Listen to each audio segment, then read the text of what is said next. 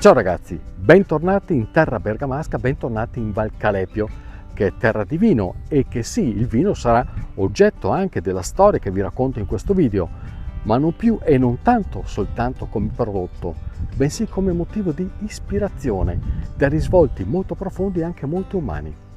Mi spiego meglio. Oikos è una cooperativa che è nata appunto in questo territorio circa 25 anni fa, che produce anche vino, anche se poi l'attività, come sentirete, si è diramata in altri settori.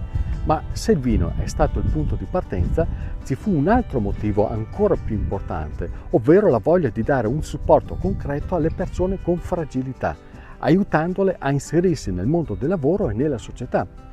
In sostanza, il concetto di inclusione, di cui oggi tanto si parla, per i fondatori di Oikos, che significa famiglia, era già profondamente radicato fin dalle loro origini. Quando è nata questa cooperativa?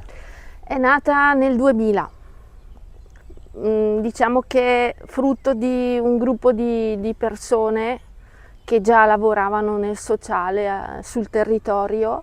È nata questa idea di iniziare a piantare i primi vigneti a Villa Dalmè, dove abbiamo la sede, e da lì siamo arrivati ai giorni nostri con 12 ettari e mezzo di vigneti condotti in biologico, perché da subito abbiamo sposato il bio, nei diversi territori dove ha senso fare il bio, quindi i vigneti che partono da Villa Dalmè arrivano a Scanzo Rosciate attraverso il percorso del Parco dei Colli di Bergamo.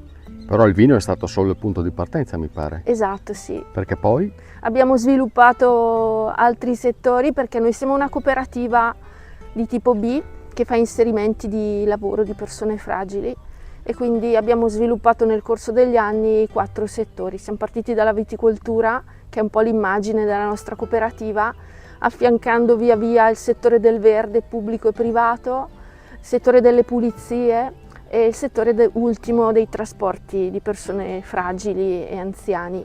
Il tutto dà vita a una realtà che dà lavoro a più di 130 persone, di cui più di 40 fragili. Quindi siamo una bellissima realtà e molti soci sono lavoratori e abbiamo anche la fortuna di avere molti volontari che sono soci della cooperativa. Un lavoro come questo per loro significa tanto, nel senso che il contatto con la natura è scientificamente dimostrato e non lo inventiamo noi, dà grandissimi benefici a tutte le persone, a maggior ragione alle persone che hanno fragilità. Abbiamo notato che soprattutto per alcune patologie come l'autismo, il contatto con la natura ha un ruolo fondamentale, dà tranquillità, dà pace e dà anche felicità.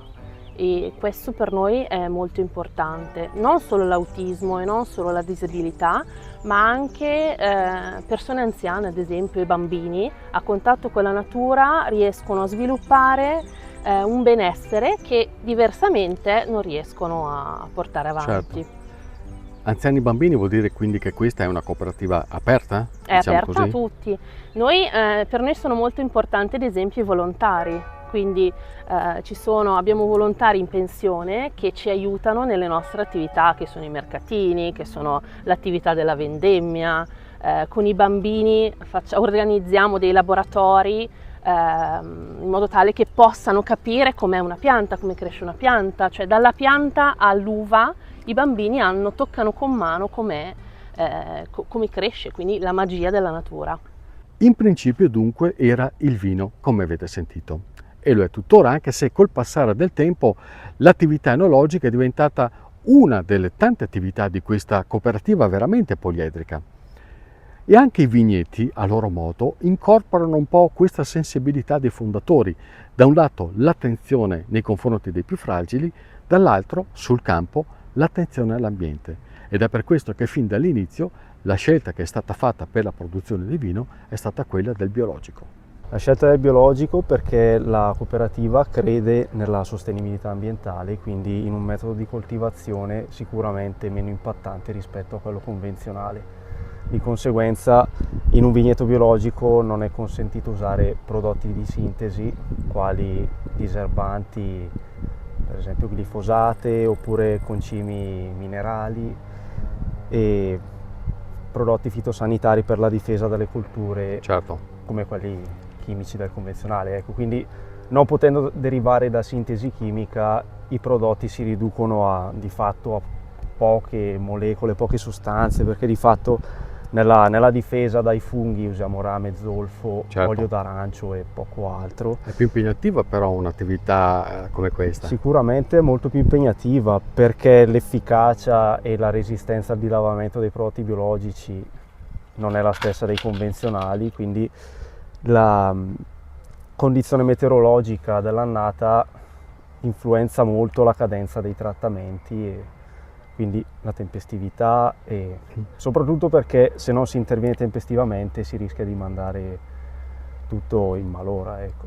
Che tipo di vini producete? Allora, innanzitutto il Valcalepio, che è la DOC nostra bergamasca.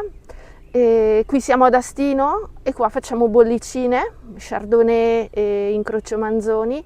La nostra idea è quella di valorizzare i vitigni esistenti da secoli sul territorio, dove è possibile. Quindi magari andiamo a recuperare vigne già esistenti o le piantiamo a nuovo. Quindi abbiamo Franconia, abbiamo Merlot e Cabernet Sauvignon, abbiamo il Moscato di Scanzo, a Scanzo Rosciate e così via. Ad oggi siamo all'incirca con una produzione di 30.000 bottiglie, poi facciamo anche lo sfuso, il vino per tutti i giorni. E probabilmente quando saremo in piena produzione arriveremo a produrre circa 50-60.000 bottiglie, con rese comunque basse, perché sia nel bio e comunque per una filosofia nostra tendiamo a non sfruttare i terreni che abbiamo. Ma ora torniamo ai valori di partenza. Non sempre, quando si parla di inclusione, si hanno le idee chiarissime su cosa realmente significhi, e mi ci metto dentro anch'io, perché spesso non si ha cognizione di cosa c'è dietro, ovvero delle competenze specifiche che sono richieste, oppure della capacità di creare un ambiente che sia allo stesso tempo formativo, educativo, ma anche umano, perché il tocco umano, il lato umano, è fondamentale quando si ha a che fare con queste persone.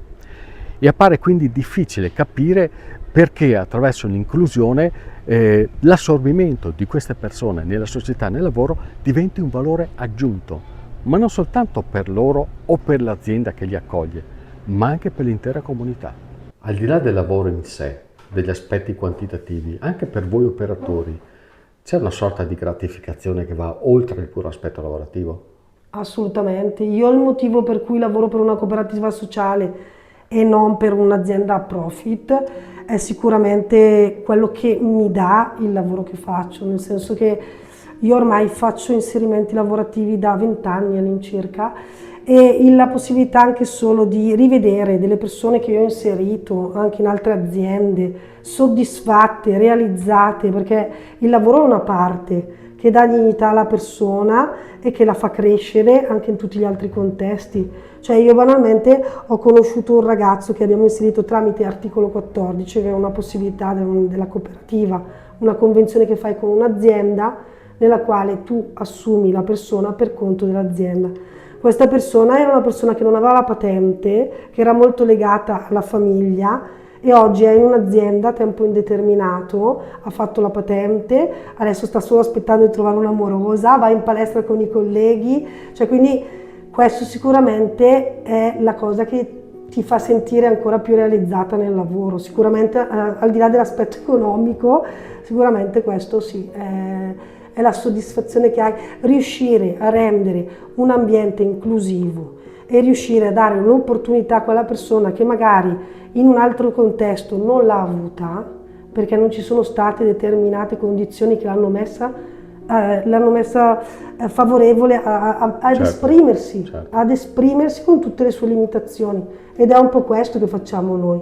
Perché diventa un valore aggiunto? Un valore aggiunto perché questa persona tramite il lavoro ha un impatto sociale su tutta la comunità, perché questa persona se ha il lavoro magari riesce a trovare una casa, magari riesce a avere una relazione sociale migliore, magari riesce a essere anche in famiglia non più un peso ma un supporto, e quindi cambia, cioè sulla comunità si vede questo impatto sociale, è fortissimo, è fortissimo.